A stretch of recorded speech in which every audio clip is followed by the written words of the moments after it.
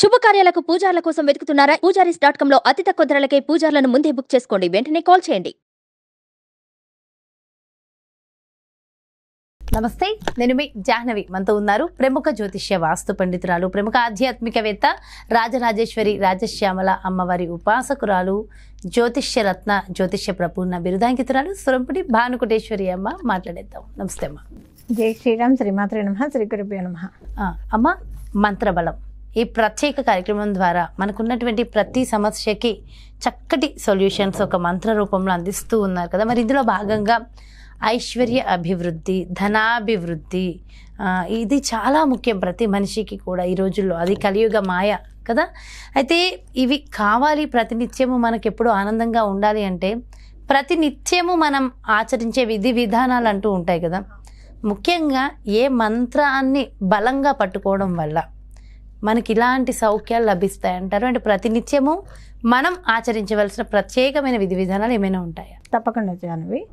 పొద్దున్నే లేచిన దగ్గర నుంచి రాత్రి పడుకునే వరకు కూడా మనం కొన్ని పనులని క్రమబద్ధీకరించుకుంటాం. అంటే మంత్ర సహితంగా క్రమబద్ధీకరించుకుంటే కనుక డెఫినెట్గా అందరికీ కూడా ఒక ఆర్గనైజ్డ్ లైఫ్ అనేది, సిస్టమేటిక్ లైఫ్ అనేది తటస్థించడం జరుగుతుంది. అదేంటో ఇప్పుడు చూద్దాం.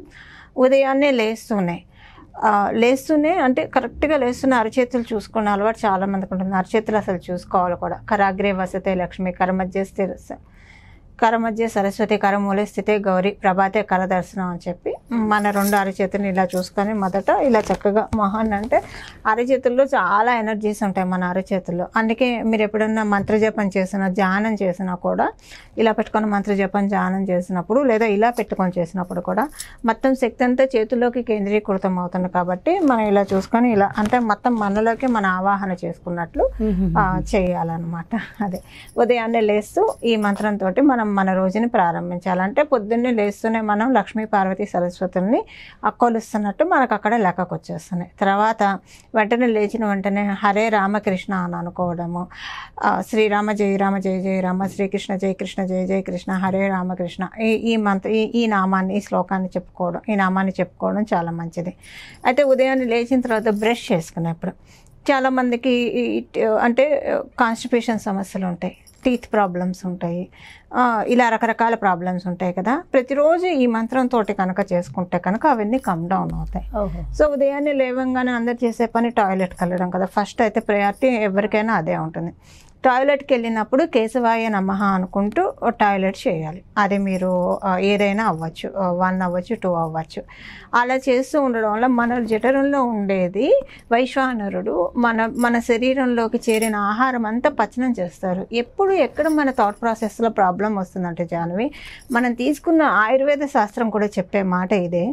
ఎవరైతే కడుపులో తీసుకున్న ఆహారం పూర్తిగా పచనం అవ్వకుండా మళ్ళీ కొత్తగా ఆహారాన్ని వేయడో వాడు పరిపూర్తి ఆరోగ్యవంతుడని ఆయుర్వేద శాస్త్రం చెప్తుంది. అంటే కడుపు అడగాలి, ఆకలిస్తుంది అని చెప్పి. సో కడుపులో ఏం లేదు, ఖాళీగా అని మనకి తెలుస్తుంది. ఆకలిస్తుంటే తెలుస్తూ ఉంటుంది కదా, అప్పుడు తీసుకోవాలి. మన బాడీ మనల్ని అడగాలి, నాకు ఆహారం కావాలి, శక్తి కావాలి, అప్పుడు తినాలి.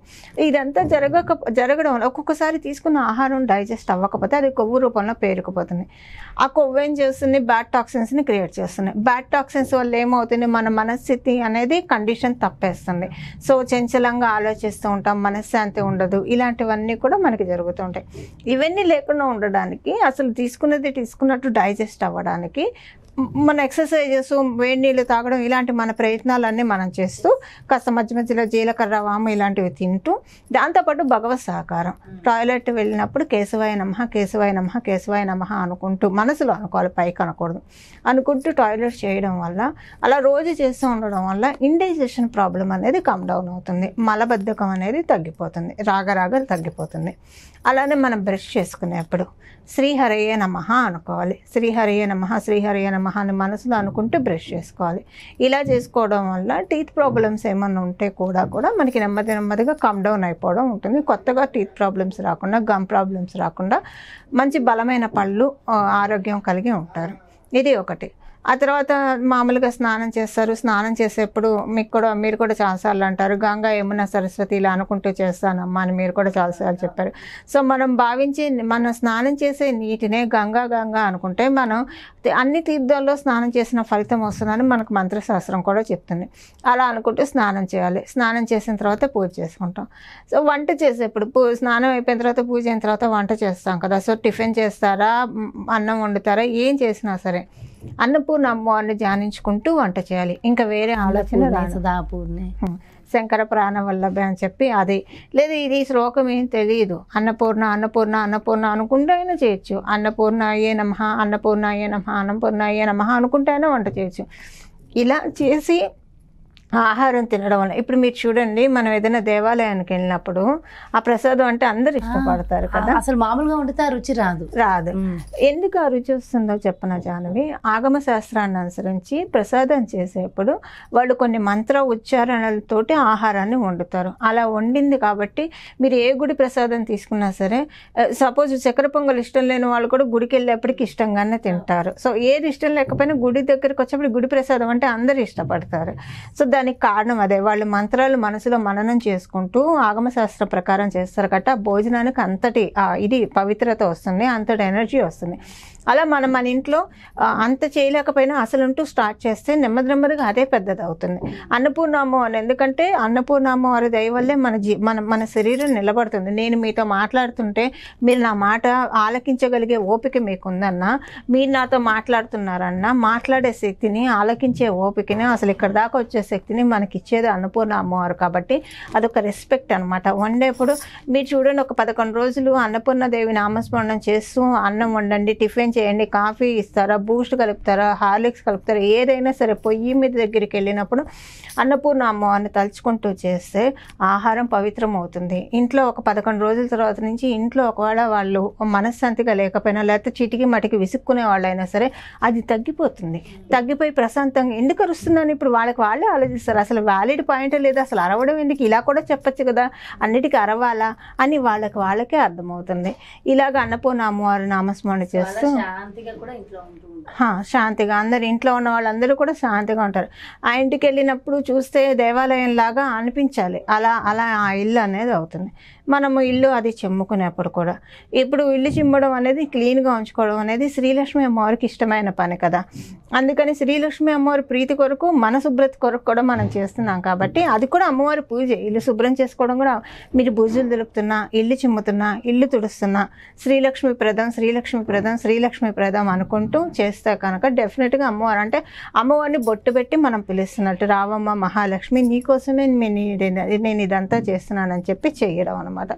ఇలాగ భోజనం, మీరు ఆఫీస్కి బయలుదేరతారు, లేదా స్కూల్కి వెళ్తారు, లేకపోతే కనుక వ్యాపార స్థలానికి వెళ్తారు, లేదా ఎక్కడికైనా వెళ్ళొచ్చు. ఇంటిలోంచి బయలుదేరింది మొదలు నమో భగవతే వాసుదేవాయ, నమో భగవతే వాసుదేవాయ, నమో భగవతే వాసుదేవాయ అని స్మరించుకోవాలి. రోజులో ఏదైనా టెన్షన్ వచ్చిందనుకోండి, వచ్చినప్పుడు భజే వాయుపుత్రం భజే వాయుపుత్రం భజే వాయుపుత్రం అనుకుంటే, అలా అనుకోవడం వల్ల ఆ టెన్షన్ అంతా ఆయన మటమాయం చేసేస్తాడు అనమాట. మొత్తం టెన్షన్ అంతా వెళ్ళిపోతుంది. భోజనం తీసుకునే సమయం, మీరు టిఫిన్ తిన్నా, భోజనం తిన్నా, భగవంతుడిని స్మరించుకోవడం ఒకటి. మళ్ళీ ఆహారం తీసుకునేప్పుడు నేను స్వీకరించే ఈ ఆహారం ఏదైతే ఉందో ఇది శ్రీలక్ష్మీప్రదం, ఇది అమృతప్రదం, ఇది మంగళప్రదం, ఇది ఐశ్వర్యప్రదం అని మనసులో అనుకుంటూ ఆహారాన్ని స్వీకరిస్తే కనుక అది నిజంగానే ఐశ్వర్యప్రదం అవుతుంది, శ్రీలక్ష్మీప్రదం అవుతుంది, మంగళప్రదం అవుతుంది, ఐశ్వర్యప్రదం అవుతుంది. ఇన్ని క్వాలిటీస్ మనం ఒకటేసారి భోజనంలో ఆవాహన చేసుకోవడం అనమాట.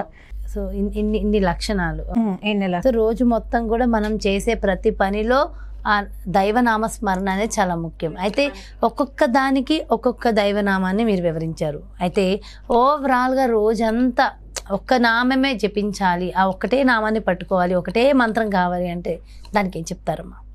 మీరు ఒకవేళ శైవులు లేదా శివ భక్తులు అనుకోండి, నమో భగవతే దుర్గా భవానీ శంకరాయ అనుకో, రోజంతా అదే అనుకోవాలి. లేదా శివోహం అనైనా అనుకోవచ్చు. ఒకవేళ శాక్తేయులు అమ్మవారిని ఎక్కువ ఉపాసిస్తారు అనుకోండి, సర్వమంగళ మాంగళ్య అనే శ్లోకాన్ని మనసులో అనుకోవాలి. శ్రీం గౌరీదేవి నమః, శ్రీ మాత్రే నమః ఇది అనుకోవాలి.